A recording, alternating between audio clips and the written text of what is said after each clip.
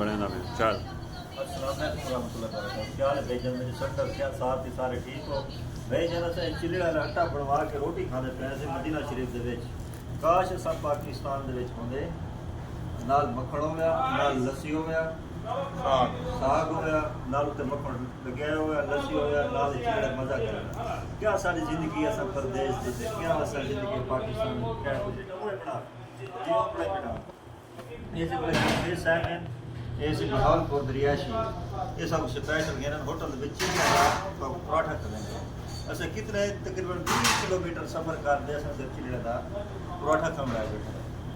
क्या पाकिस्तान है साढ़े याद आते क्या साढ़े वास्ते लेके नाल से अंडा बनवाए ने इतना बड़ी मेहनत की साग साढ़े आने साढ़े मुक की आई साढ़े नसीब भर के ना साग खाने अरे तुमसे सब कोई है यार से कोई या सही